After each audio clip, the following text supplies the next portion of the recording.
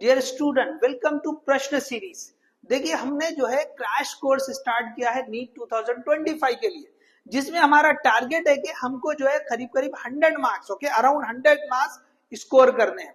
तो इसके लिए हमने थ्योरेटिकल क्लास ऑलरेडी स्टार्ट कर दी है। पहला लेक्चर हमने जो है पहला जो है चैप्टर जो है उस पे हमने 2 लेक्चर लिए थे, यूनिट और मेजरमेंट पे 2 लेक्चर। तो पहला पोर्शन हमने यूनिट, डायमेंशन और मेजरमेंट को कवर किया था, और दूसरे पार्ट में हमने जो इंस्ट्रूमेंट्स थे उनको कवर किया है।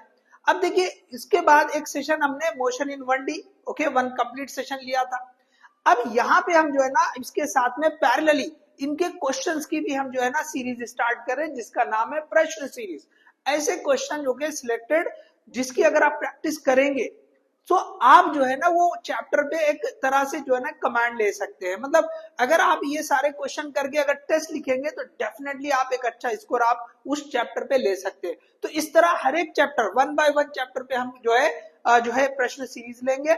लेकिन एज पर जो क्रैश कोर्स है, हमने जो है क्रैश कोर्स में पूरे चैप्टर को के चैप्टर से सारे टॉपिक्स नहीं, कुछ एक चैप्टर पूरे करने वाले, बाकी सारे चैप्टर से वो टॉपिक्स के ऊपर हम प्रैक्टिस करेंगे जो नीट एग्जाम में बार बार पूछा है या जिसके ऊपर कंसंट्रेशन ज्यादा है।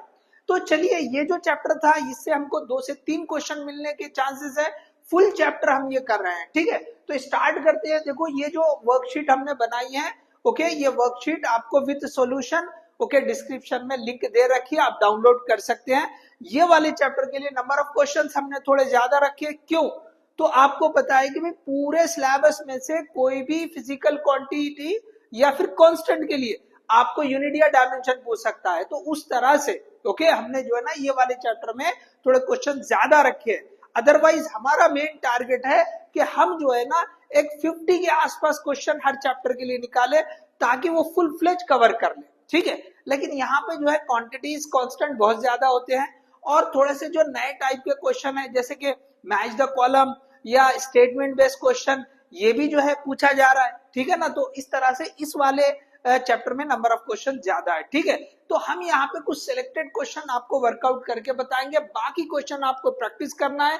कहीं पे कोई डिफिकल्टी रहेगी तो विद सॉल्यूशन शीट दे रहे हैं, फिर भी अगर कुछ डिफिकल्टी रहेगी तो आप कमेंट करें, हम उसका सॉल्यूशन फिर से बताएंगे, ठीक है। चलिए स्टार्ट करते हैं। ओके, फर्स्ट क्वेश्चन दे रखा है, a force defined by F is equal to alpha t square plus beta t acts on a particle at a given time t.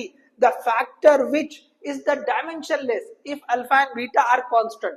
देखो, 2 तरह की पॉसिबिलिटी आपको क्वेश्चन जो है ना डायमेंशन से रिलेटेड 2 तरह के मिल सकते हैं। एक ऐसे क्वांटिटी जिसकी डायमेंशन नहीं होती है, या ऐसे क्वांटिटीज पूछेगा कि भाई जिनकी डायमेंशन सेम होती है। कई सारे क्वेश्चन आपको इससे रिलेटेड मिलेंगे, ठीक है। तो चले, यहाँ पे क्या बोला, डायमेंशनलेस। डायमेंशनलेस का मतलब क्या होगा, ये आप समझ ले। देखो, हम जो है ना ये जो बेसिक या फंडामेंटल क्वांटिटीज होती है, इनकी पावर को बोलते हैं, ये डायमेंशनल फॉर्मूला हो गया। तो इसकी पावर सबकी 0 है, तो क्या आएगा आंसर 1। तो आपको यहां से फॉर्मूले में जस्ट राइट साइड में 1 लेकर आना है। अब एक और कंसेप्ट यूज होता है यहाँ पे। चलिए पहले मैं इक्वेशन लिखता हूं, F is equal to alpha T square plus beta T. अब प्रिंसिपल ऑफ होमोजेनिटी को यूज कर रहे हैं। क्या कहता है वो, कि इक्वेशन में जितने टर्म्स होते हैं सबकी डायमेंशन सेम होती है। क्या मतलब इसका, कि भाई ये जो अल्फा टी स्क्वायर है, ओके, इसकी डायमेंशन किसके जैसी होगी, तो डायमेंशन ऑफ बीटा टी या डायमेंशन ऑफ एफ के जैसे होगी। अब कोई चाहे तो आप ऐसे लिख सकते हैं। तो इसका मतलब क्या हो, ये डायमेंशनली सेम है। तो अब यहाँ पे हम जो है ना इसको वर्कआउट कर सकते हैं। सिंपली ये alpha T square divide by, अगर इसको मैं इधर ला लू, beta T that is equal to 1। यही तो मुझे चाहिए था, राइट साइड में 1 लाना था। अब क्या करें, सिंप्लीफाई करें, ये टी से ये टी स्क्वायर कट जाएगा और आपको बचेगा alpha T divide by beta. इसकी डायमेंशन नहीं होगी, सो दिस इज डायमेंशनलेस। ये जो टर्म है alpha T by beta is the dimensionless. So first जो आंसर है वो करेक्ट रहेगा, ठीक है। समझ में आ गया सभी को। तो यहां इस क्वेश्चन से कंसेप्ट समझो। हम नंबर ऑफ क्वेश्चन कम लेंगे, लेकिन उस क्वालिटी वाले क्वेश्चन देखेंगे जिससे आप सीख सके। तो जब कभी आपको ऐसा क्वेश्चन आए कि भाई डायमेंशनलेस टर्म को मिला के बता रहा, सिंगल नहीं 2-3 टर्म मिला के, तो आपने क्या करना है, आपको यहाँ के टर्म से राइट साइड में क्या बनाना है, 1 लेकर आ जाना। जैसे हमने यहाँ पे ये राइट साइड में 1 ला लिया बस, तो ये जो यहाँ पे जो टर्म आएगा यही डायमेंशनलेस होगा। ठीक है, सो पहला हमारा ये आंसर करेक्ट हो जाएगा। अब देखिए ये वाला क्वेश्चन जो है ना नीट का है, 2024 का पूछा हुआ क्वेश्चन है, the quantities which have same dimension as those of solid angle. अब देखो ये क्वेश्चन फिर से डायमेंशनलेस के ऊपर ही आया है, ये क्वेश्चन थोड़ा सा डिफरेंट था। अब ये क्वेश्चन देखो, अब यहाँ पे आपको पता होना चाहिए, हमने जो क्रैश कोर्स लिया है ना उसमें हमने जो जो पॉसिबल हो सकते हैं डायमेंशनलेस क्वांटिटीज या कांस्टेंट उसको हमने डिस्कस किया। तो वहां पे देखो आप एंगल, चाहे वो प्लेन हो या सॉलिड हो, वो क्या होता है, डायमेंशनलेस होता है। ओके, कैसे होते हैं, डायमेंशनलेस क्वांटिटी है। तो सॉलिड एंगल मतलब यहाँ पे डायमेंशनलेस बोल रहा है। ओके, तो सेम डायमेंशन मतलब ये डायमेंशन है ही नहीं उसकी, तो बिना डायमेंशन वाला और कौन है इसमें बताओ बोल रहा है। तो अगर आपको वो लिस्ट पता है, अगर आपने वो मैप देखा है कि अभी कौन कौन से क्वांटिटीज की डायमेंशन नहीं होती है, तो आप बहुत फास्ट आंसर, पहला तो एंगल, एंगल मतलब प्लेन एंगल, समझे, ये तो पक्का है। एंगल और क्या है, यहाँ पर भी है, ठीक है ना, तो ये तो पक्का है, एंगल तो रहेगा। अब एंगल के साथ एक जगह स्ट्रेस है, एक जगह स्ट्रेन है। स्ट्रेस क्या होता है, that is pressure, same as dimension कैसी आती है, प्रेशर की जैसी आती है।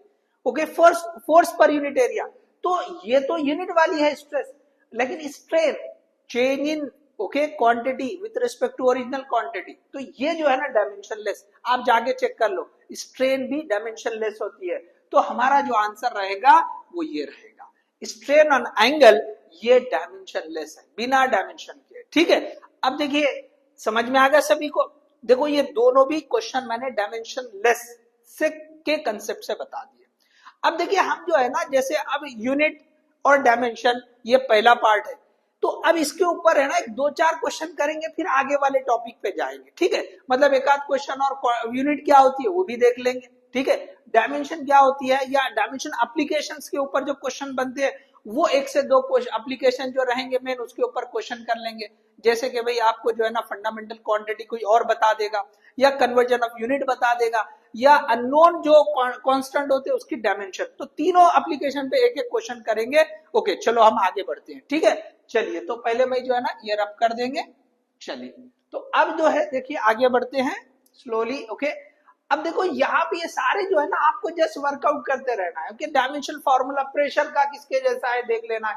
अभी मैंने बोला आपको प्रेशर का फार्मूला, स्ट्रेस और प्रेशर सेम होते हैं, तो यंग्स मॉडुलस, यहाँ पे ये जो फॉर्मूला है यंग्स मॉडुलस का फॉर्मूला क्या होता है, तो यंग्स मॉडुलस का फॉर्मूला होता है स्ट्रेस अपॉन स्ट्रेन। ठीक है, तो स्ट्रेन तो ये डायमेंशनलेस है तो इसकी जरूरत ही नहीं है, इसका मतलब ये स्ट्रेस के जैसी होगी, तो स्ट्रेस की डायमेंशन कैसी होती है, प्रेशर के जैसी होती है। ठीक है ना, तो ऐसे आपको बहुत सारे क्वेश्चन करेंगे। ओके, आपको इस वर्कशीट में बहुत सारे मिलेंगे। देखो अगर हम ऐसे सारे क्वेश्चन करेंगे तो बहुत लंबा लेक्चर हो जाएगा, ये आपको खुद से समझ के करना है क्योंकि डायरेक्ट आंसर है। आपको चेक करना भी इसकी क्वांटिटी यूनिट क्या होती है, ये वाले फिजिकल क्वांटिटी की डायमेंशन क्या होती है, ये आप धीरे धीरे 11th के जो चैप्टर है, 12th के जो चैप्टर है वो आपको जो है लिखकर याद रखना चाहिए।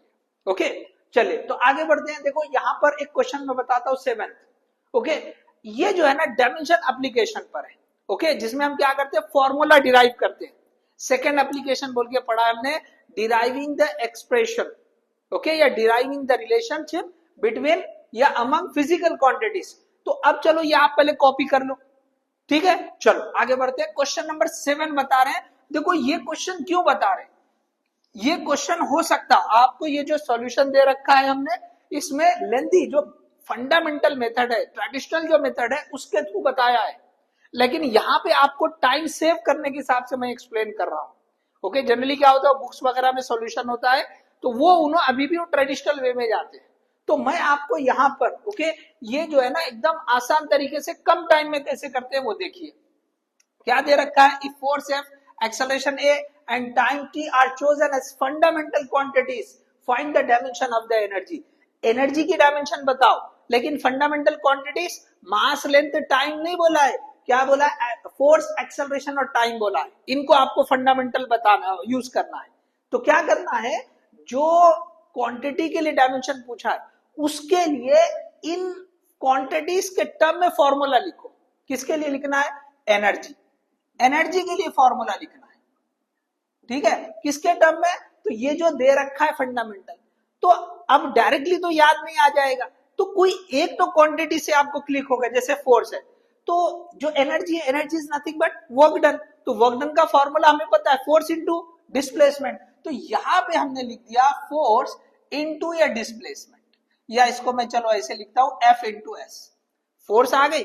अब डिस्प्लेसमेंट को हटाना है, उसके बजाय एक्सेलरेशन और टाइम ये वाले टर्म आना है, तो हमें पता है डिस्प्लेसमेंट क्या होता है, तो हमें पता है कि वेलोसिटी इनटू टाइम होता है, चलो लिख दो यहाँ पे, ये एफ इनटू ये वी इनटू टी लिख दिया।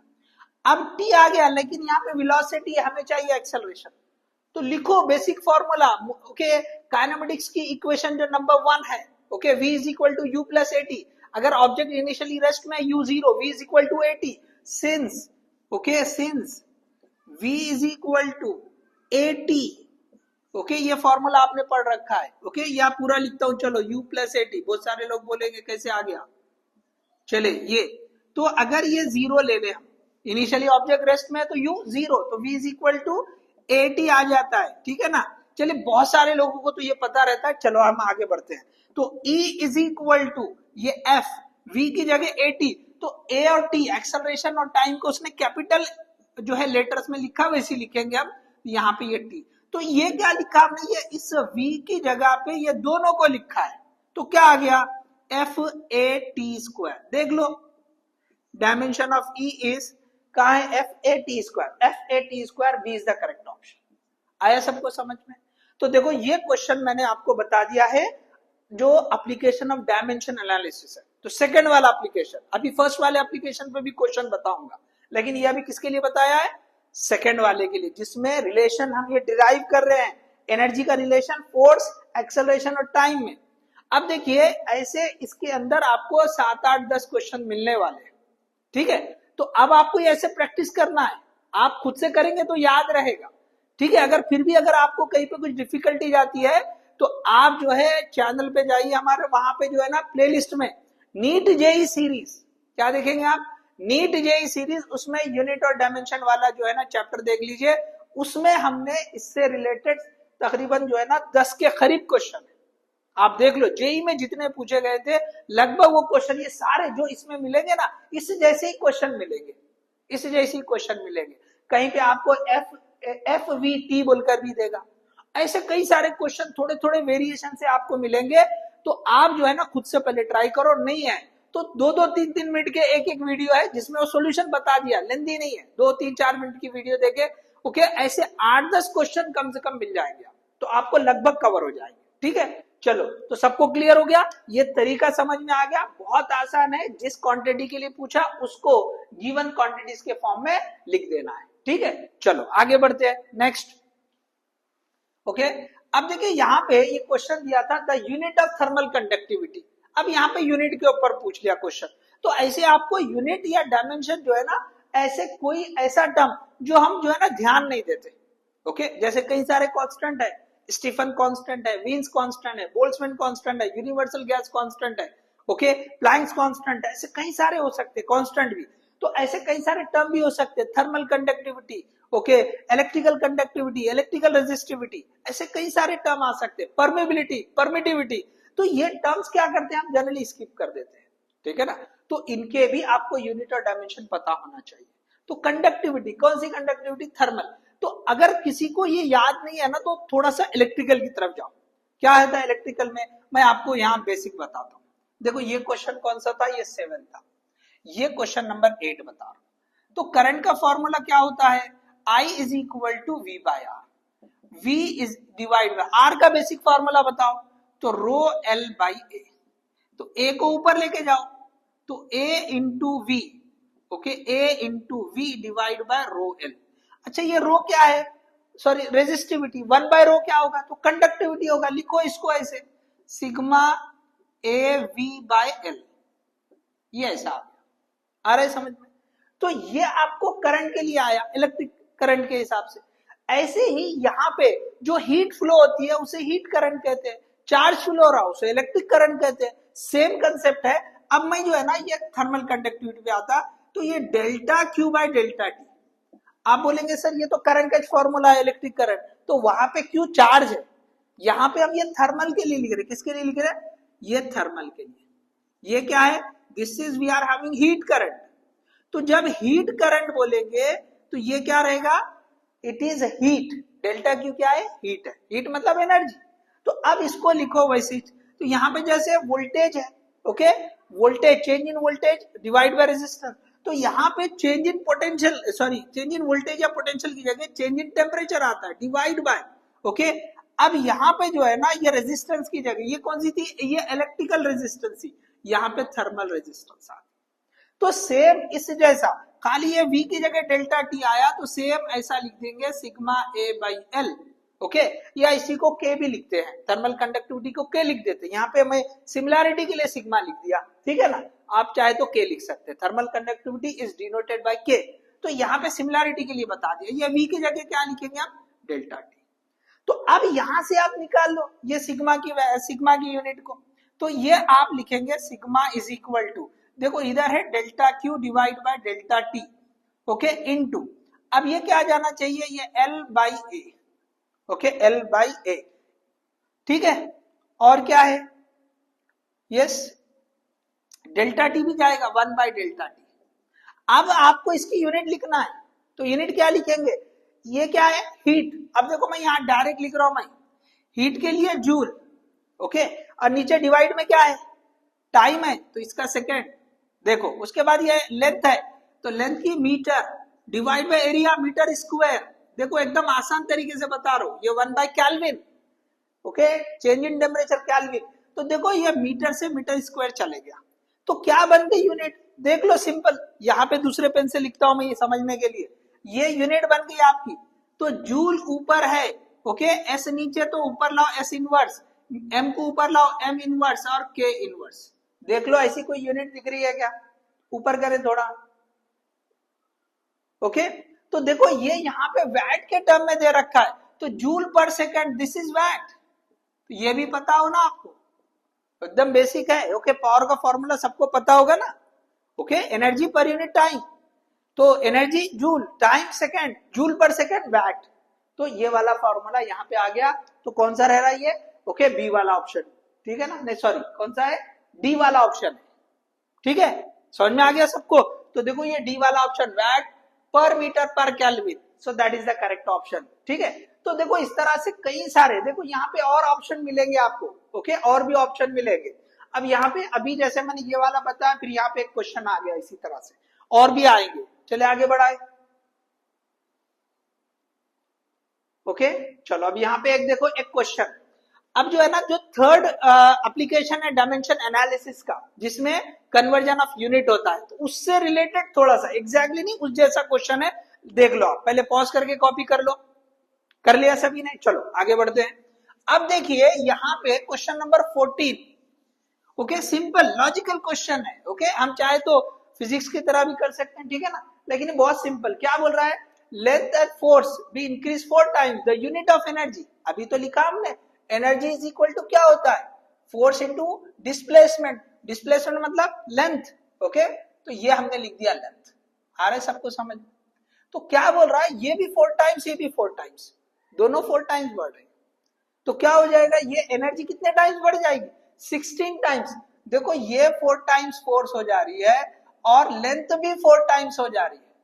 तो अब यहाँ पे जो है ना, ये अगर मैं ई डैश बोल दूं, ये ई है, ये ई डैश, तो यहाँ पे फोर्स भी और लेंथ भी दोनों, तो ये हो जाएगा 4 इंटू 4 16, फोर्स इंटू लेंथ।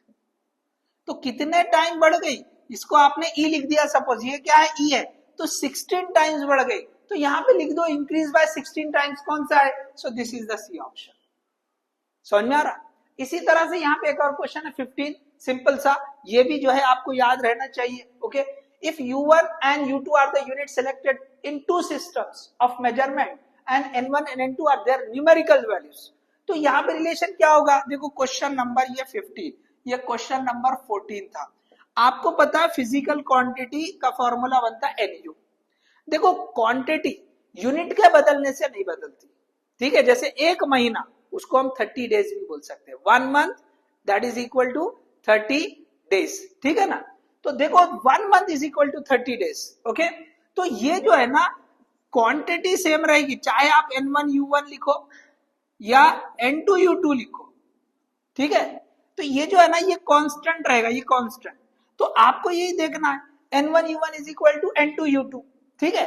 तो कौन सा ऑप्शन है? N1U1 is equal to N2U2, ये पहला ऑप्शन है, ठीक है। अब देखो next question number 16, unit of Stefan constant. अभी जैसे बोला मैंने, अभी आपको खुद से कर लेना पड़ेगा, ठीक है ना। तो ऐसे क्वेश्चन आपको आते रहेंगे, ठीक है। चले आगे बढ़ेंगे हम। सो हमने जो है यहाँ पे ये जो थर्ड एप्लीकेशन था उसके लिए क्या, अब यहाँ पे ये बहुत सारे बेसिक क्वेश्चन है, आप करते चले। यंग्स मॉडुलस, अभी मैंने इससे पहले क्वेश्चन बता दिया, of a material has the same unit as Young's modulus, pressure की तरह या स्ट्रेस की तरह रहेगा, ठीक है। चलो आगे बढ़ो, ओके आगे लें। और अब यहाँ पे देखो एक तरफ जो है ना जो साइंटिस्ट के नेम है उनके जो है लिखा यूनिट, और दूसरी तरफ जो है ना उसका और फॉर्म करके लिखा है। फॉर्मूला अगर याद है तो आप कर सकते हैं, जैसे जूल। जूल क्या है? तो भाई ये जो है ना भाई एनर्जी की यूनिट है। तो अब यहाँ पे देखो एनर्जी की और कोई यूनिट बन सकती है क्या? ओके चलिए देख लिया आप एनर्जी के लिए, yes joule. So C into V, okay Q is equal to CV, yes Q क्या है, sorry Q is the charge, sorry यहाँ पे ये नहीं होगा, कूलम, ओके ये इसके लिए आ जाएगा, सॉरी ठीक है। तो यहाँ पे हमको जो है ना ये जो है QV, सॉरी Q है वो, C मतलब C कूलम के लिए। तो ये वाला देखो जूल, मैं इसको बताता हूं, ओके एक एक से बता देता हूं। चलिए तो पहला क्या लिखा, जूल। जूल मतलब एनर्जी, ओके जूल जो है एनर्जी की यूनिट है।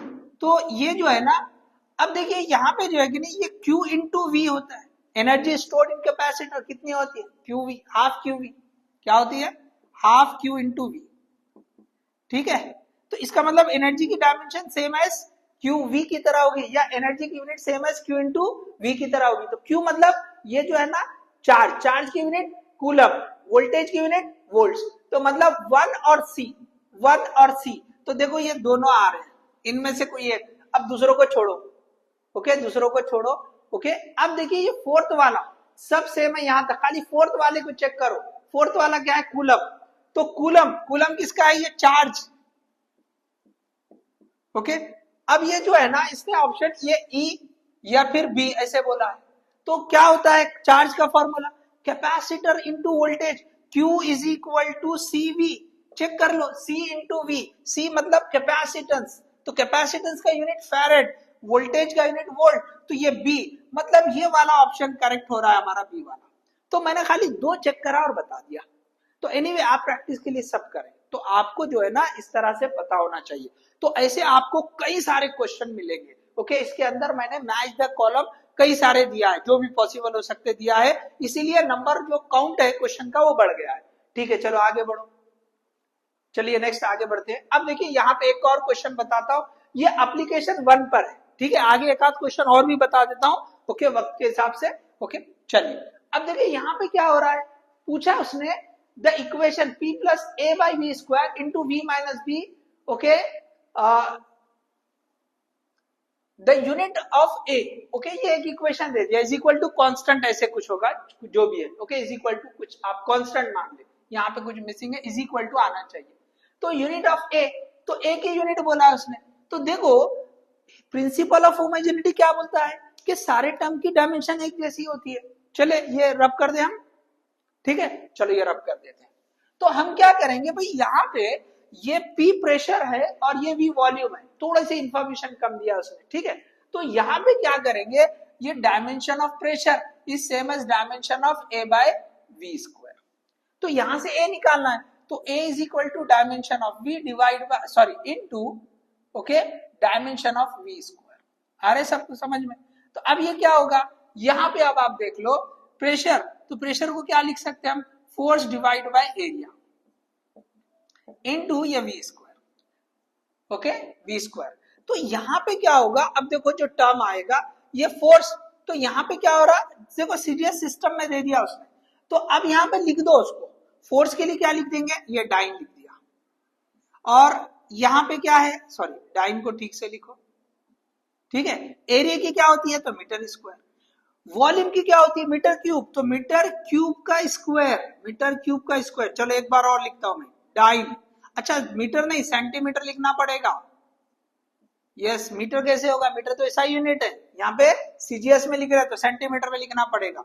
तो ये डाइन डिवाइड बाय ये सेंटीमीटर का स्क्वायर इनटू ये सेंटीमीटर की पावर 6। तो ये 2 से ये क्या हो जाएगा यहाँ पे? ये 4 आ जाएगा, ठीक है ना। तो यहाँ पे आ जाएगा डाइन, ओके, सेंटीमीटर की पावर 4।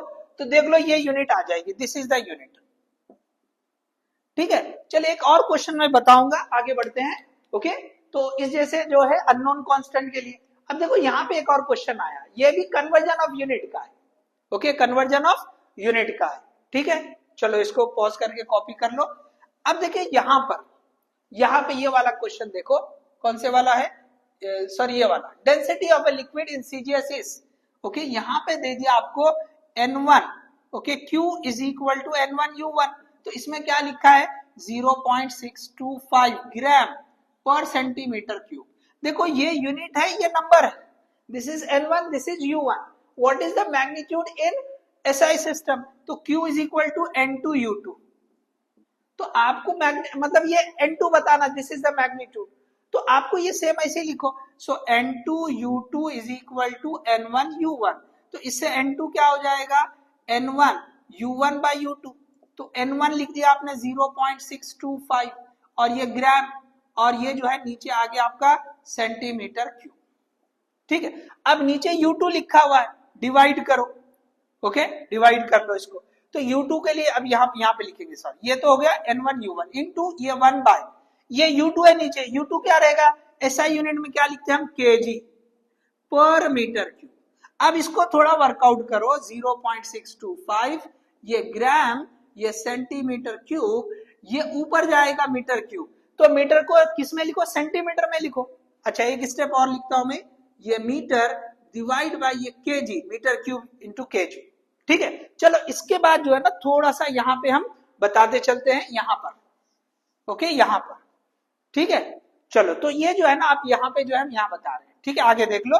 तो ये हो जाएगा आपका 0.625 इंटू, ओके, ये ग्राम और ये सेंटीमीटर क्यूब ऐसे ही रहने दो, इंटू, अब ये मीटर क्यूब को 100 सेंटीमीटर, ओके, उसका क्यूब, डिवाइड बाय केजी को क्या लिखेंगे? 1000 ग्राम लिख देंगे, 1000 ग्राम, ठीक है। अब ये वर्कआउट करो, ये ग्राम से ग्राम चले जाएगा, यहाँ पे ये 0.625, ये 1 डिवाइड बाय ये सेंटीमीटर क्यूब, ये 100 की पावर 6, सॉरी 100 की पावर 3। तो हम इसको क्या लिख सकते हैं? डायरेक्टली लिख देता हूं मैं 10 की पावर 3, सॉरी 6 लिख देता हूं।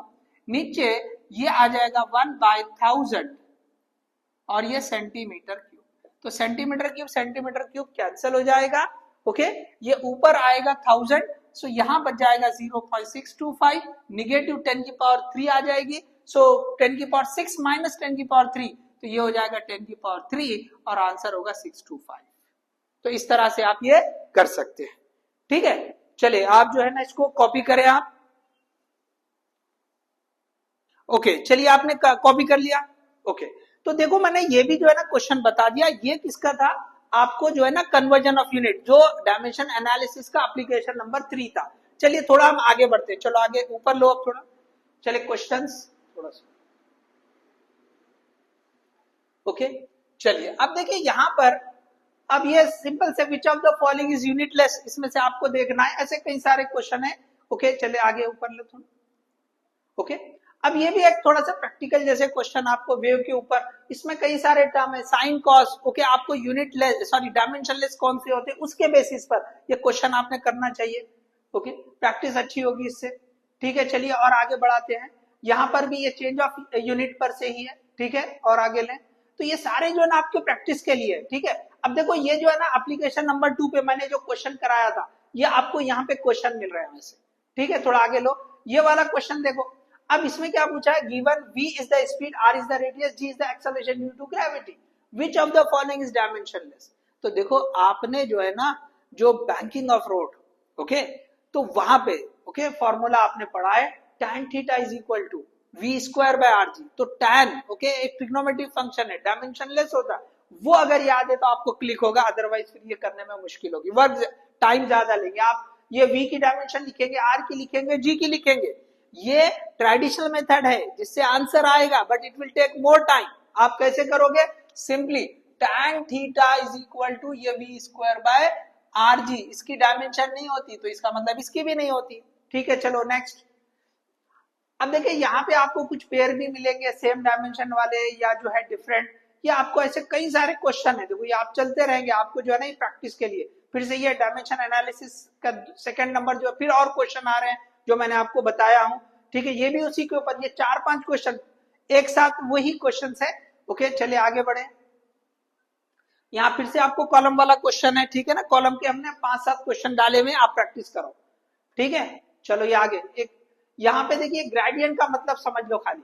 ओके, अगर ये प्रेशर रहता आपको तो शायद आप आसानी से कर लेंगे, अगर किसी को ग्रेडियंट नहीं है तो प्रेशर ग्रेडियंट मतलब क्या होता है, जिस क्वांटिटी की भी ग्रेडियंट बोल रहे हैं उसको लेंथ से डिवाइड करके लेंगे, मतलब प्रेशर ग्रेडियंट क्या है यहाँ पे, तो प्रेशर को हम लेंथ से डिवाइड करेंगे।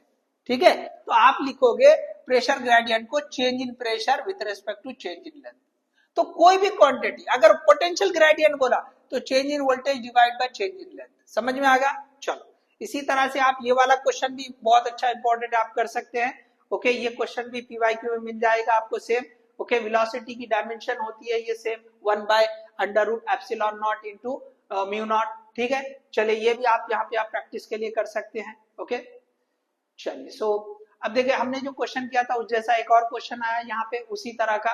ओके, यहाँ शायद पूरा कंप्लीट डिस्क्रिप्शन है, आप कर सकते हैं इसको। ठीक है, मैंने बता चुका हूँ। ओके चलिए आगे लें आप। ठीक है, फिर से यहाँ पे जो है फिर से देखिए आपको ये कॉलम वाला आ रहा है। ओके, सो यहाँ पे अब क्वेश्चन थोड़े रिपीट होंगे, ठीक है ना, ये आप प्रैक्टिस के लिए आप देखते चले। ठीक है, अब देखिए यहाँ पे एक क्वेश्चन, अब यहाँ पे जो है ना मैच द कॉलम के साथ कुछ स्टेटमेंट बेस्ड क्वेश्चन है। Planck's constant and angular momentum है सेम डायमेंशन। मैंने आपको बोला कि सेम डायमेंशन पे और डायमेंशन लेस पर क्वेश्चन मिल सकते हैं। तो प्लैंक्स कांस्टेंट और एंगुलर मोमेंटम बिल्कुल सही स्टेटमेंट है। अगर किसी को याद नहीं है तो थोड़ा सा सेकेंड पोस्टुलेट जो बोर का होता है वो याद करो। क्या होता है? Angular momentum is equal to NH upon 2 pi. तो एन भी कांस्टेंट है, डायमेंशन लेस है, 2 भी डायमेंशन लेस है, मतलब एल और एच की डायमेंशन सेम होगी। मतलब पहला सेंटेंस या स्टेटमेंट सही है। Linear momentum and momentum of force have same dimension, ये तो गलत हो गया। लीनियर मोमेंटम mv, ओके, और force into distance, perpendicular distance जो भी रहेंगे, तो यहाँ पे लेंथ, तो ये दोनों की डायमेंशन सेम नहीं आएगी। ठीक है ना, तो यह गलत हो जा रहा है। ठीक है, तो पहला सही होगा, दूसरा गलत होगा, आप वर्कआउट कर सकते हैं। इसी तरह ये और आपको प्रैक्टिस के लिए क्वेश्चन दे रखे हैं। देखो ये फिर से मैच द कॉलम है और भी आगे चलते रहेंगे।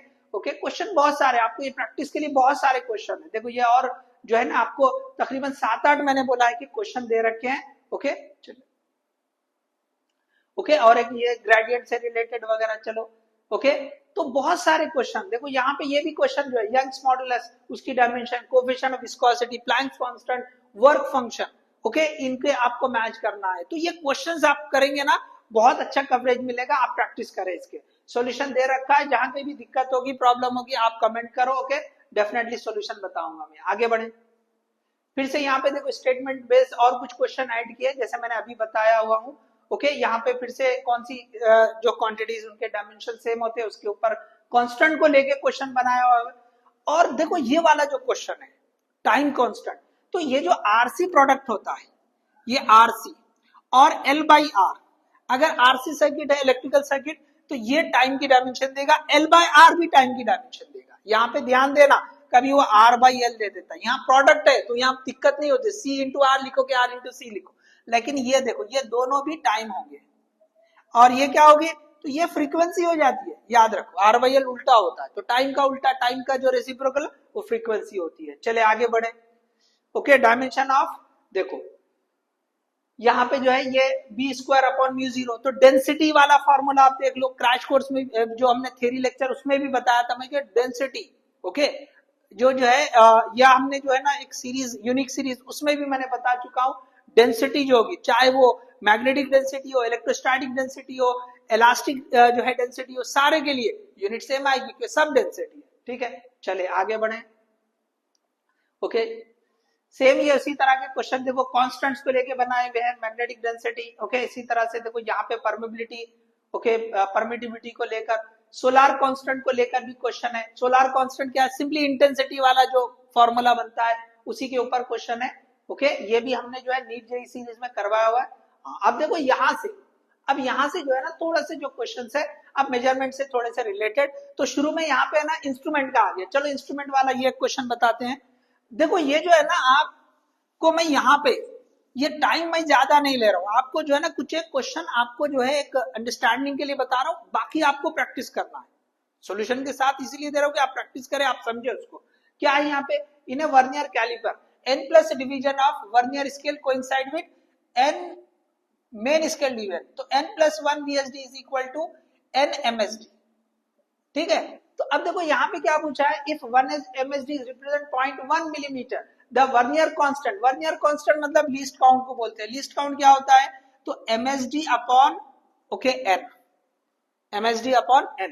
तो यहाँ ये फॉर्मूला यूज करेंगे तो गड़बड़ करेंगे, ये जनरल फॉर्मूला है जिसमें ये होता है नंबर ऑफ, ओके, डिविजन्स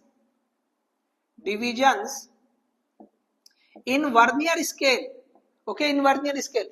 तो हम ये फॉर्मूला किससे लिखते हैं, ये ऐसा थोड़ा सा आपको उसने घुमा दिया है। एक्चुअली देखो मैं ब्लैक कलर से लिख रहा हूं, हम ये जो फॉर्मूला ये जो आता है ना किससे आता है, NVSD is equal to n minus 1 MSD। बात एक ही है कि MSD में एक डिवीजन कम होता है, बराबर वैसी वो वाला केस ले रहे हैं, ओके। ये जनरली यही टाइप का वर्नियर कैलिपर यूज होता है। यहां पर भी वैसे लिखा, कैसे हो रहा है, n को यहाँ 10 मान लिया तो ये 9 हो जा रहा। अब यहाँ पे क्या करें, इसको n को 9 मान लिया तो 9 प्लस 1 10, बात वही हो रही है, रिप्रेजेंटेशन बदल गया। तो अगर आपने यहाँ गलती कर दी, ओके, यहाँ पे गलती कर दी आपने, इसको n ही लिखा, n मेन स्केल के डिवीजन है, वर्नियर स्केल के डिवीजन n प्लस 1 है। तो ध्यान दो यहाँ पे least count is equal to MSD, MSD कितना है, चलो एक बार फिर से लिखता हूं, MSD divide by n plus 1, पहले ये करेक्ट लिखो, ओके। इसके बाद MSD कितना है, तो 0.1 मिलीमीटर, चलो 0.1 इंटू 10 की पावर, ओके, -3, ठीक है, मिलीमीटर है ना, डिवाइड बाय n कितना है, ओके। अच्छा n के फॉर्म में लिखना है आपको, ये n प्लस 1, तो ये क्या हो जाएगा, ओके, 10 की पावर 4 हो जाएगा, यस, ओके। इन सेंटीमीटर लिखना है, ठीक है, चलो कोई बात नहीं। तो ये कितना हो जाएगा, 10 की power -4 divide by n plus 1, तो ये मीटर में आ रहा है, तो इसको आपको सेंटीमीटर में लिखना है, तो 10 की power -2 divide by n plus 1, ये सेंटीमीटर, तो 10 की पावर -2 नीचे जाके 100 हो जाएगा, तो 1 divide by n plus 1 into 100। देखो ये जो है RI का चेक कर लेते हैं, यहाँ तक का, ये नीचे तक विजिबल हो रहा है क्या, ओके, चलिए नो इश्यू आ रहा है। तो बस ये आपने जो है ना ये वाला जो आंसर है ये करेक्ट रहेगा, 100 into 1 divide by n plus 1। तो अब देखो इससे रिलेटेड आगे जो है कई सारे क्वेश्चन है, ओके। तो इसमें आपको जो है ये परसेंटेज से रिलेटेड जो है, एरर प्रोपगेशन से रिलेटेड है, ठीक है। तो एक दो क्वेश्चन हम कर लेते हैं ताकि आप बाद में इसको प्रैक्टिस कर ले सके। विद इन 4-5 मिनट्स में हम जो है ना इसको वाइंड अप करते हैं। चलो आगे बढ़ाओ, ठीक है। अब यहाँ पे स्क्रू गेज का उसी तरह से है, ओके। और हमने जो है ना इसके ऊपर भी जो है स्पेसिफिकली जो है क्वेश्चंस की, ओके, वर्नियर कैलिपर और स्क्रू गेज की जो है ना हमने बनाई है, तो आप डायरेक्टली वो प्लेलिस्ट में, ओके, एक एक ही वीडियो है, एक वीडियो वर्नियर स्केल पे, एक वीडियो स्क्रू गेज के न्यूमेरिकल्स की, थ्योरी की अलग है, एक न्यूमेरिकल्स की, तो आप जो है ना उसको रिफर कर सकते हैं। ये देखो रिलेटिव एरर, परसेंटेज, ये सबको मिला के मीन वैल्यू निकालेंगे, उससे आप रिलेटिव एरर पता करोगे, ओके। चलिए यहाँ पे सिग्निफिकेंट फिगर्स, तो सब्ट्रैक्शन वाला रूल, एडिशन और सब्ट्रैक्शन, ठीक है ना, उसके हिसाब से आप वर्कआउट करेंगे, ओके। चलिए इसी तरह से यहाँ पे स्क्रू गेज का है, ये वाला एक देखो, ये जो यहाँ पे जो थर्ड रूल यूज होगा, तो हर एक की जो परसेंटेज के हिसाब से लिखेंगे। चलिए आपने इसको कॉपी कर लिया, ठीक है। क्वेश्चन बताते हैं ये वाला भी, चलिए अब देखिए इसमें क्या दे रखा है, तो यहाँ पे x क्वांटिटी दे रखा है, x is equal to a square b की पावर 1/2 c की पावर 1/3 और d की पावर 3।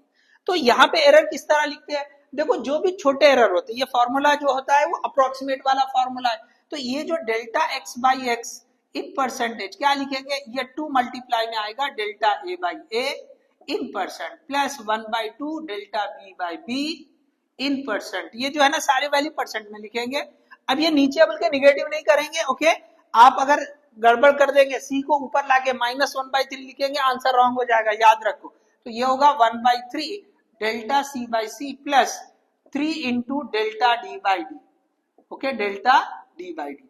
तो आप इसमें सारे वैल्यू रखो, आंसर आ जाएगा। जितने है ना यहाँ पे देखो यही है, बस ए में कितना है 1%, बी में कितना है 2%, सी में 3% और डी में जो है 4% रखो, सॉल्व कर लो, ठीक है। इसी तरह से फिर से लिस्ट काउंट के ऊपर, वर्नियर कैलिपर के ऊपर क्वेश्चन है।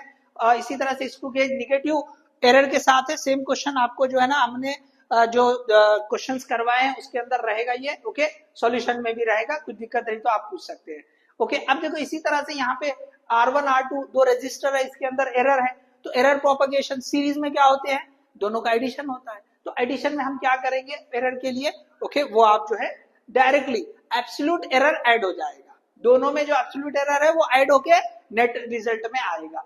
ये अभी इस जैसा सेम क्वेश्चन है, ये वाला भी जैसे क्वेश्चन उसी को पूछा हुआ है, ये वाला भी लगभग इसी तरह, कई सारे क्वेश्चन है, देखो ये सारे इसी से रिलेटेड है, ठीक है। यहाँ पे फिर से एरर प्रोपगेशन से रिलेटेड है, फिर से यहाँ पे आपको जो है ना वर्नियर कैलिपर एक बेसिक क्वेश्चन आ गया यूनिट से, ओके, स्टार्ट के पोर्शन से, ओके। चले आगे ले, और तो यहाँ पे फिर से जो है आपको स्क्रू गेज, तो आपको प्रैक्टिस के लिए बहुत कुछ दे रखा है। अगर आप इतने क्वेश्चन किए तो सारे सारे टॉपिक देखो, सिग्निफिकेंट फिगर के ऊपर भी है, इनमें से किसमें कितने सिग्निफिकेंट फिगर है उसको आपको पूछा हुआ है, ओके। सारे तरह के क्वेश्चन बना के दे रखे हैं। यहाँ पे फिर से जो है एब्सोल्यूट एरर को किस तरह, तो मीन एरर पता करेंगे, उसके बाद जो है एब्सोल्यूट एरर इसे फाइंड कर सकते हैं। चलो इजी है वो, आप कर सकते हो, ठीक है।